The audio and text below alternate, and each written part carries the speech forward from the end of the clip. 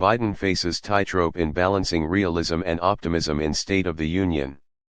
Joe Biden's second annual State of the Union address on Tuesday comes at a critical juncture for the president, as he contemplates a second term.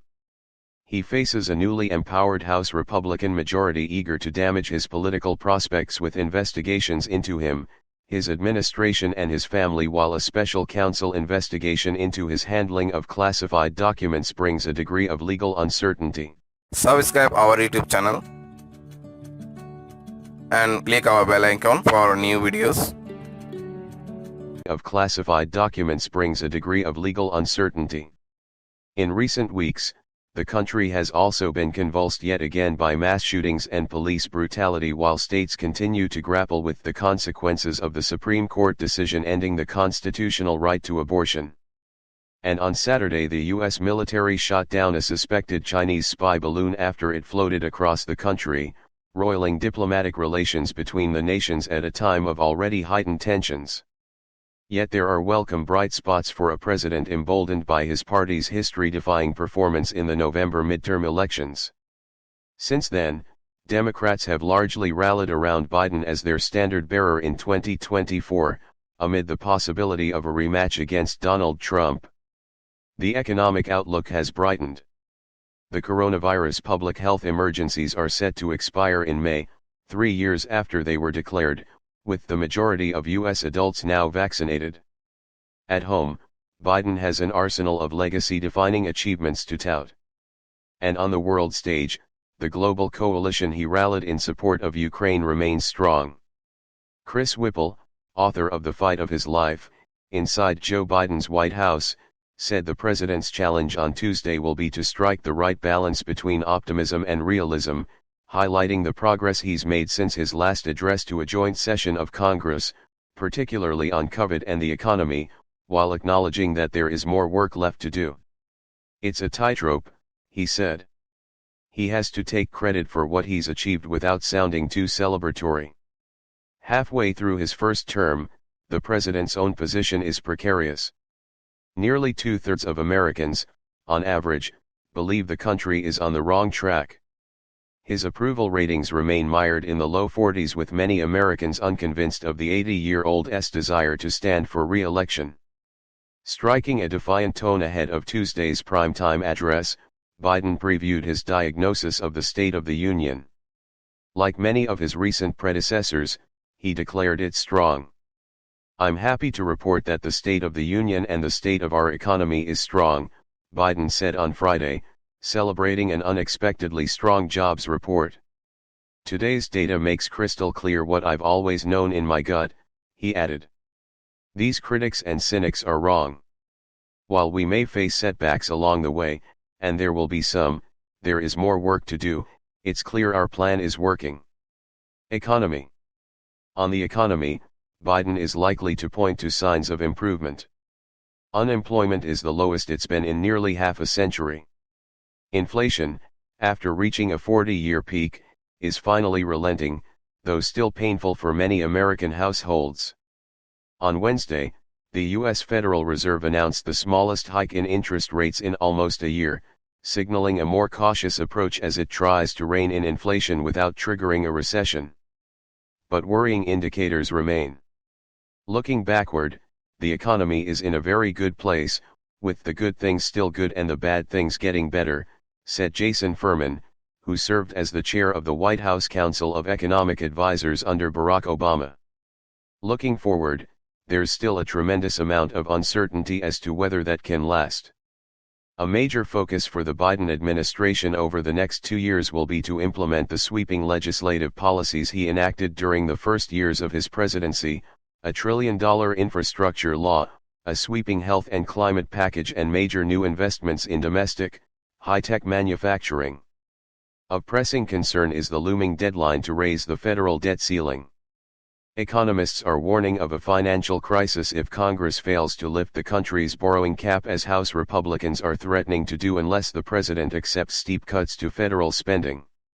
Already the Treasury Department has said it is resorting to extraordinary measures to ensure that the U.S. can continue paying its bills.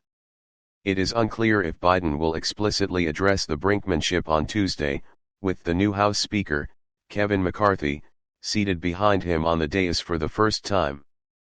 But the stakes remains high for the president, and the country's economy. Ukraine. Nearly a year ago, Biden's State of the Union address, and his presidency, were upended by Russia's invasion of Ukraine. Assuming the mantle of world leader, the US president used his speech to rally the nation and its allies behind Ukraine.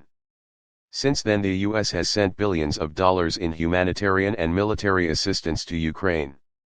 Last month, Biden approved sending battle tanks to Ukraine, a significant escalation in the US effort to counter Russian aggression. But with the war nearing its first anniversary, and public support for Ukraine softening slightly, analysts hope Biden uses Tuesday's address to explain why the US is committed to Ukraine's success, and what that support will look like going forward. The future of the international system as we understand it runs through Ukraine, said Heather Conley, president of the German Marshall Fund of the United States. From China to Iran to North Korea, she said anti-democratic forces are studying how the global response to the brutal war in Ukraine. If Ukraine and therefore the United States and the West are not successful, that sends a powerful message to those leaders, Conley said. So I hope the president uses this moment to make a convincing case to the American people why we have to stick to this course of action. Police reform.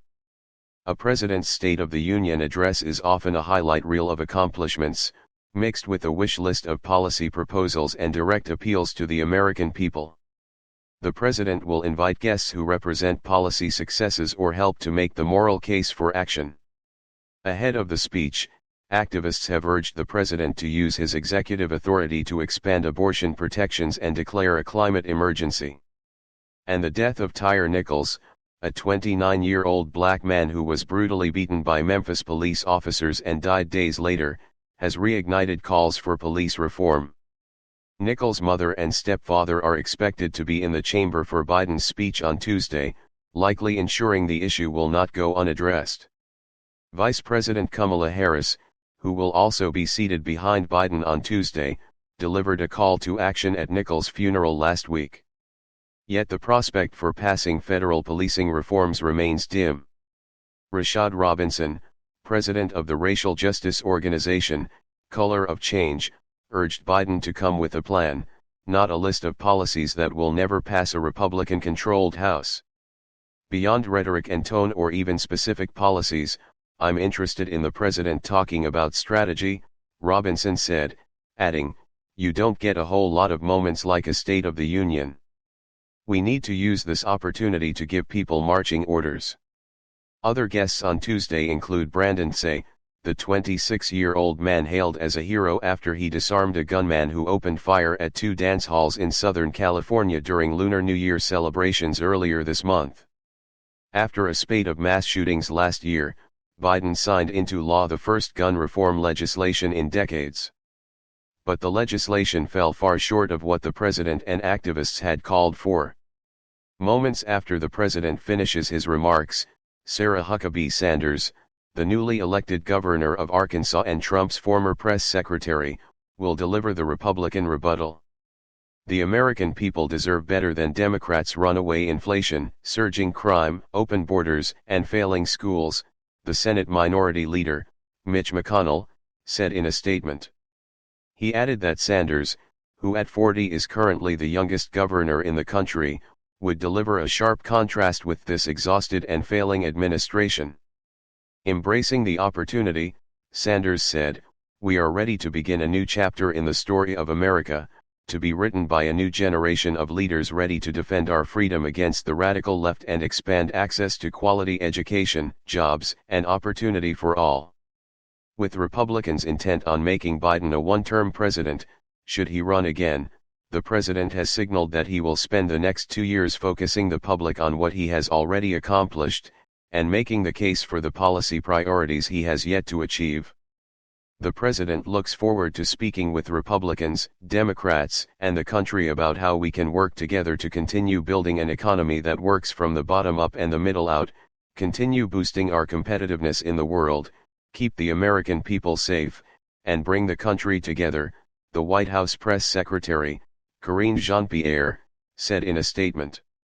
Following the State of the Union, she said Biden, Harris, and other cabinet officials would blitz the country to promote his agenda. Is currently the youngest governor in the country, would deliver a sharp contrast with this exhausted and failing administration. Embracing the opportunity, Sanders said, "We are ready to begin a new chapter in the story of America, to be written by a new generation of leaders ready to defend our freedom against the radical left and expand access to quality education, jobs, and opportunity for all."